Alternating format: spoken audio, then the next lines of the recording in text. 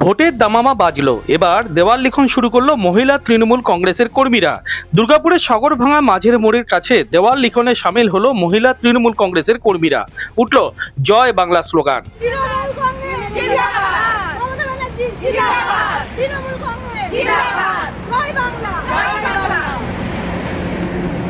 দুর্গাপুর পশ্চিম আসনে তৃণমূল কংগ্রেসের প্রার্থী এখনো ঠিক হয়নি, কিন্তু দলের মহিলা তৃণমূল কংগ্রেস কর্মীদের প্রতিক্রিয়া, দলের প্রার্থী যিনিই হন বিজেপি ধুয়ে মুছে সাফ হয়ে যাবে এই আসনে। এবার দিদির যে প্রকল্প সেগুলোকে সামনে রেখে এবং তিনি মহিলাদের জন্য যেভাবে রাজ্যকে এগিয়ে নিয়ে যাচ্ছেন সেটাকে সাফল্যমণ্ডিত করার জন্য আমরা আমাদের নিজেদের যুদ্ধে নেমেছি এবং আমাদের আশা যে তিনি আবার আসবেন এবং বিপুল ভোটে জয়যুক্ত হবে। এবং আমরা দিদির যে লক্ষ্যগুলো সেগুলো সামনে রেখে যেভাবে এগিয়ে যাচ্ছি তাতে বিজেপি যাই করুক না কেন ধুয়ে মুছে পুরো সাফ হয়ে যাবে, এইটুকু আমাদের বিশ্বাস আছে। দেওয়াল লিখন জয় বাংলা, হ্যাঁ, যার জন্য আমরা দেওয়াল লিখন শুরু করেছি, আজকে শুরু করলাম। আপনার নাম? জয় বাংলা।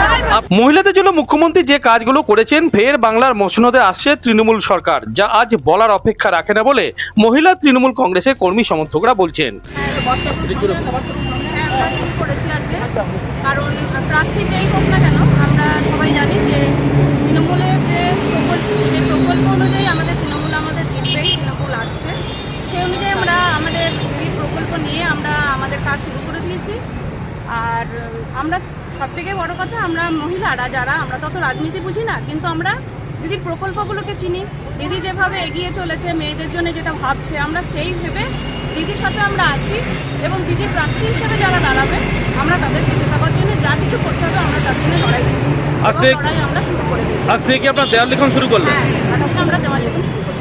ভোটের আগে উজ্জীবিত শাসক দলে মহিলা তৃণমূল কংগ্রেস কর্মীরা। দুর্গাপুরের 29 নম্বর ওয়ার্ডে মহিলা তৃণমূল কংগ্রেস কর্মীরা হাতে তুলি আর রঙের কৌটো নিয়ে দেওয়াল লিখনে সামিল হলো দুর্গাপুরের সগরভাঙার মাঝের মোড় এলাকায়।